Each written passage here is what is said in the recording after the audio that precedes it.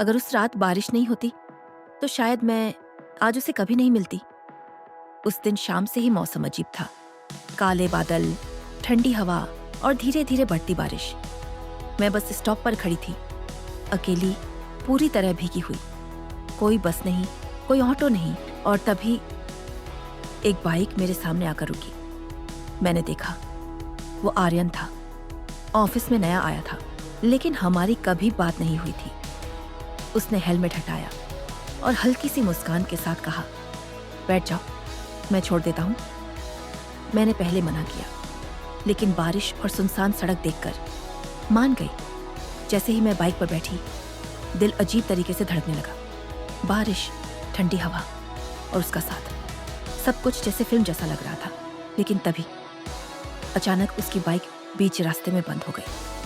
अब हम दोनों एक सुनसान सड़क पर तेज बारिश में फंसे हुए थे।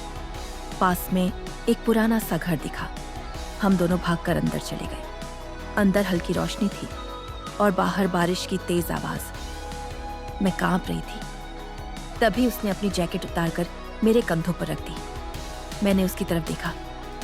हम दोनों कुछ सेकंड तक चुप रहे, लेकिन उस खामोशी में बहुत कुछ था।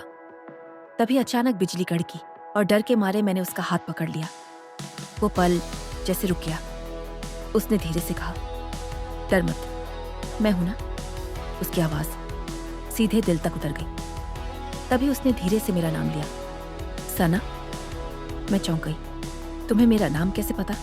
वो मुस्कुराया और बोला, मैं तुम्हें काफी समय से देख रहा हूं, ऑफिस में रोज, लेकिन हिम्मत नहीं होती थी बात करने की।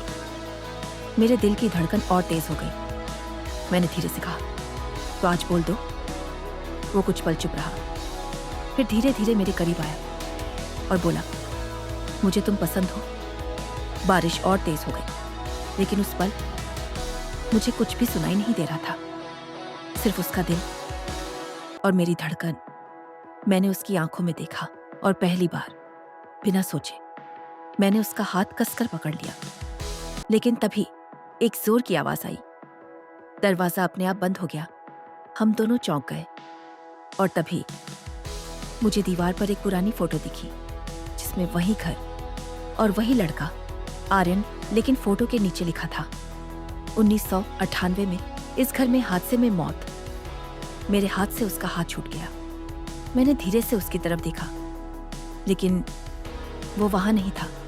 सिर्फ उसकी जैकेट मेरे कंधों पर थी और बाहर बारिश अब भी हो रही थी। उस रात के बाद मैंने उसे कभी नहीं देखा, लेकिन आज भी जब भी बारिश होती है, मुझे ऐसा लगता है वो अब भी मेरे पास खड़ा है।